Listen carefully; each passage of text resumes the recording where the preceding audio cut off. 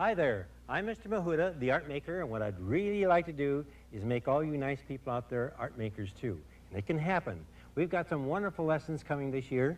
I know a lot of you are going to, you like sculpture, paper sculpture, you like mobiles, we'll be doing that. I know you always like clay. We've got, some lessons there with animals and plaques, and some nice projects for the holidays. Well, just stick along with me. We're going to have a lot of fun. First of all, I'd like to talk to you a little bit about brushes.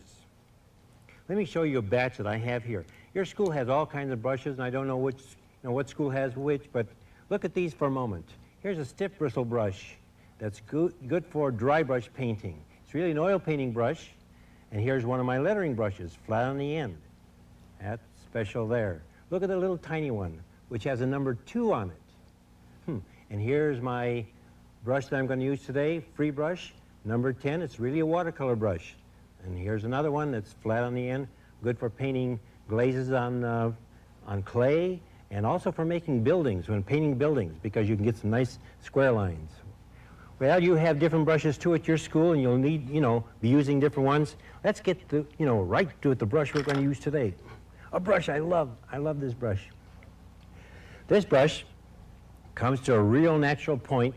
The people who made it put all the hair so the hair would come right to a nice point.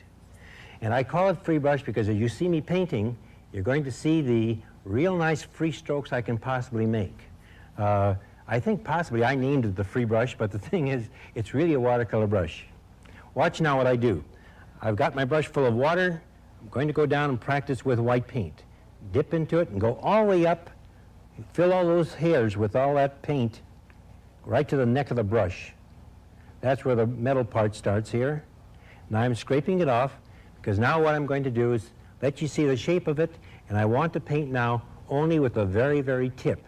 Now to do so, I'm going to hold the brush down here by this neck here, and lower the brush until just the tip of the point touches. Lower it down, and when it does, then I'm going to move my whole arm and make that nice thin line.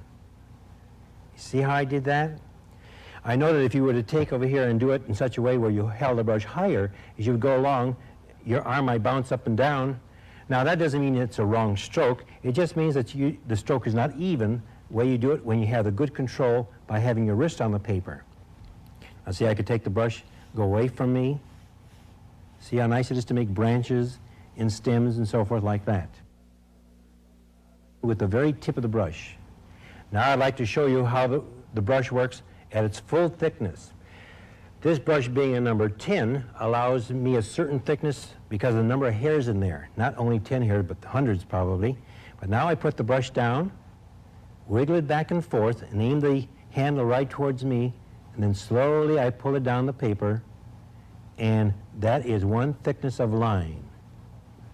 Now I know a lot of times when you folks will do a painting, you may make 2 lines, then go back and you paint in between these 2 lines. But notice this brush can do it all by itself that way.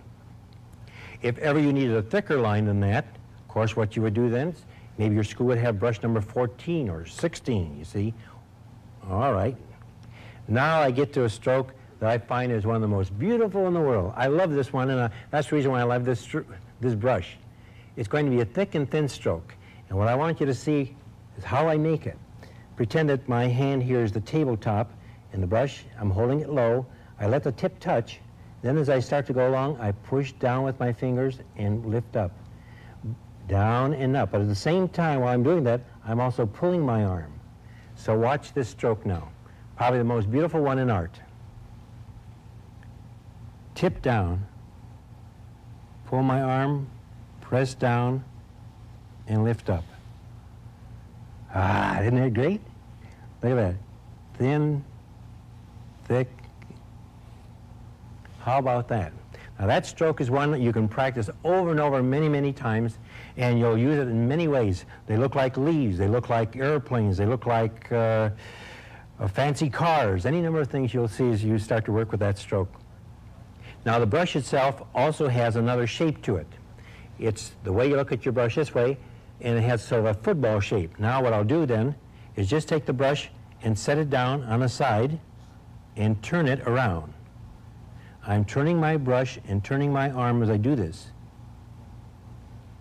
Now you have to do that with your arm and your brush as you go along, because I don't want you to take and turn your paper as you go along. What if you were painting on the wall in your school, a mural or something of that sort? You really couldn't turn that wall around. Okay. Just watch for a second how pretty this is when I hook the two units together. Here's a skinny line, and lay it there. And you've seen some plants that have leaves on there like that. Now you can see why we call it free brush. Each stroke that I've made so far is a part of a picture all by itself already. Good. Now I can use my brush also. Using the tip, watch, I'll just pretend I'm nervous. Over here. And bounce it up and down. I stop because my wrist is hitting the paper. But if ever I want a stipple effect, or I want a whole bunch of polka dots, that would be real good. You see, that could be probably a part of a tree. Something like that. All right. Your brush also does all kind of painting. Since I happen to have that there, I'll come right down. For all you folks who live in the snowy climes, there's a nice tree with snow on it. And I just bounce my brush, not so much with the tip, but more or less now with the side. And then, since I happen to have this hill here, I'll take the brush and do what we call a glazing stroke, pulling it on the side, and it looks like it's running out of paint, and I get that effect. Now, of course, although I'm showing you a few strokes, you can go and try any number of other strokes you would like to see how your brush works. And that's what you have to do. Just discover how that brush can work for you. And if you learn these, you're going to become quite an artist. I want to take and show you just now 2 more strokes where I mix paint in the brush, okay? My brush is full with white paint. Go to the black and push in and pull back out. Now I've got 2 colors in the brush. Pat it down. There we go. Pennsylvania Dutch people decorate their furniture in this style. Isn't that pretty how the colors mix up together? You see, if I were to take this brush now and draw it down here and let the 2 colors mix, the black and white in the brush mix up and make up a gray for me. Another stroke that goes along with this now, wash my brush out, go down and get some white. This time, I will lay my brush down in the black paint sideways. Now I have white and black in the brush. And as I make this stroke, watch now. Half black and half white. Look at that beautiful natural shading that I get. See that beautiful looking animal here? I'm making it up. Never saw an animal like this before in my life, but there he goes. And here's his leg down here and his leg.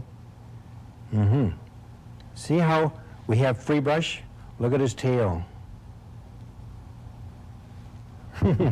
Now, I'll wash this brush out and I'm going to turn the paper over, and you would be doing the same thing when you paint your picture. I know some of that will smear a little bit when you turn it over, but the thing is, I want you to be able to take your practice strokes home with you so that your parents can see how you did your picture. And by the way, I'll show you our study guide, and here's the Art Maker booklet. It has all the different practice strokes in there for you, and so teacher will have this, and you can look at how the lesson is done and so forth, and remember how the strokes are done, right? Okay. Now, in doing the picture, sometimes I'll use the paint straight, sometimes I'll mix it, and you watch me as I start to work. What did you see on the other side as I was working with those beautiful strokes? Yes, I saw a bird too. So let me go down now and get the white paint. I'll make one with straight white here first. The tip of the nose, push down, and pull that way. Look at that, okay? I'll get some yellow into the brush, mix it around a little bit so it'll flow off my brush properly. And I add a second stroke right along to it. All right, just in case some of you can't see it real well, I'll just go down, get a little bit of darker color with it. You see how I can blend those together? Okay, there's my bird. Anytime you need to, you wash out your brush. And some other times here, now I'll take and get the white paint in the brush and watch what I will do. I'll go down and get half my brush full of red, because the second bird I'll make here, There he is like that. A second stroke to go along with him. There we are. And since I happen to have that, let's see, a little bit of crown up on top. Anytime you want, you can go back and make it lighter, darker, and so forth. Remember that real pretty stroke where I had the two colors in my brush? I'll go and get some yellow and dip it down in the black real quickly, because now as I go along my bird's tail, there we go. Look at that fancy tail. I like that. Let's see. Let's add that to my other bird here too. They're part of a family. Oh, I didn't forget. No, I hear you saying it. A wing. There, I'll put a wing there. Wing there. Black-winged bird of some sort. Little polka dots on the top of the crowns. And now, by using my white and gray, a little bit of red, mix up some colors to see if you can come up with a kind of a brown you may like. I'll take the brush, and remember that stroke I showed you on the side now? I'm just swishing the brush along, going behind the birds, making branches and so forth like that. Yes, you're wondering where I was going to hook the bird, right? I can put some highlights on it, but let me just take and, using my yellow, go down the bottom here now. I need to have a little white in that so you can see it better.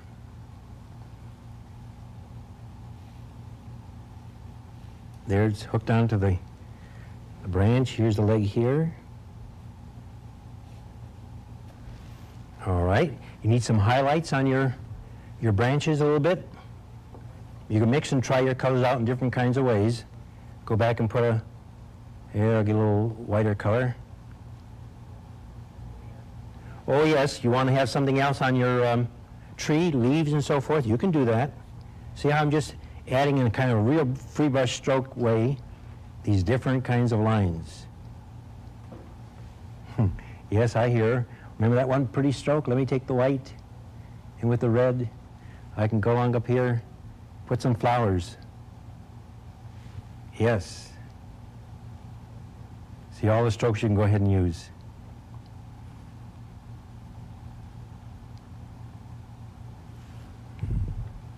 Isn't that neat?